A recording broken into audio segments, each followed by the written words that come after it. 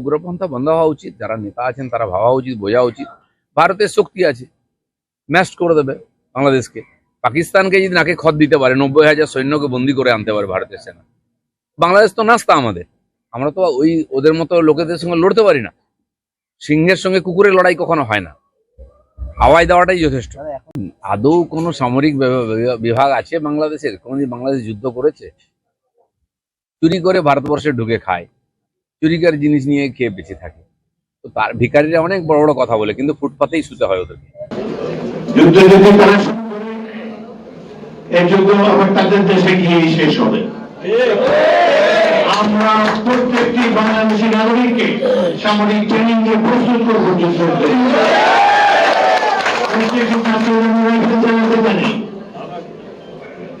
সামান্য field basic military training তাদেরকে আমরা দেব, যাতে করে কেউ আমাদের দিকে কোনো রক্ত চক্ষু দিয়ে দৃষ্টিপাত করতে না পারে।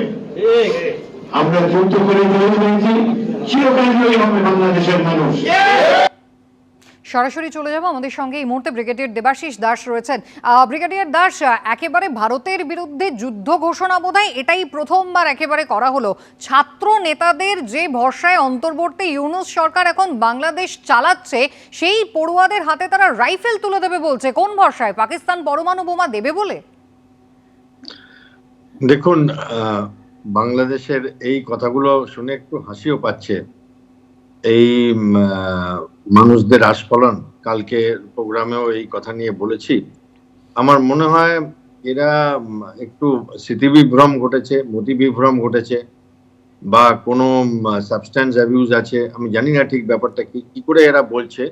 এরা সেনাবাহিনীতে ছিল, তো বাংলাদেশের সেনাবাহিনীকে এরা জানে। পাকিস্তান এবং বাংলাদেশের সাথে তো একসাথে লড়াই করেছিল এর আগে, যখন আমাদের 1971-এর যুদ্ধ হয়েছিল, তখন আমরা দুটো সেক্টরেই একসাথে লড়াই করেছিলাম। তো এখন সেখান থেকে নতুন তো কিছু হয়নি। তখন খারাপ ব্যাপার ছিল যে আমেরিকা প্রায় আমাদের শত্রু দেশ ছিল।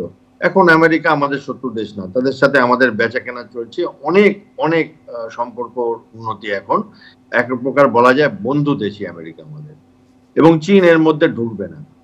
এবার বাংলাদেশের আমি জানি না, কারণ একটু আগে আমি কানাঘুষো শুনছিলাম যে প্রত্যেক বছর যেমন 16ই ডিসেম্বর আমাদের এখানে বিজয় দিবস পালন হয় 71-এর সেই বিশাল জয়ের জন্য, সেখানে মুক্তিযোদ্ধাদেরও ডাকা হতো। আমি যখন নিজে ফুটবল নেমেছিলাম তখনও বহুবার এদের সাথে আমি খাবার খেয়েছি, আনন্দ করেছি, কথা বলেছি। তো এবার একটা ছিল যে হয়তো তারা আসবে না, বাট এখন আমি শুনতে পাচ্ছি যে বাংলাদেশ সরকার থেকে নাকি তাদের আসবার পারমিশন দিচ্ছে। আমার মনে হয় যতটা সম্ভব যে তারা আসবে, এবং ইন্টারন্যাশনাল প্রেসারে পড়ে তারা দিচ্ছে। আর এইদিকে কিছু লোক অ্যাটাক করবে বলছে। এরা সরকার থেকে বলাচ্ছে না, এরা নিজেরা করছে না, বাংলাদেশ ন্যাশনাল পার্টি জামায়াতের বারবারন্ত দেখে ডেসপারেট হয়ে গেছে, ঠিক বুঝতে পারছি না। একেবারে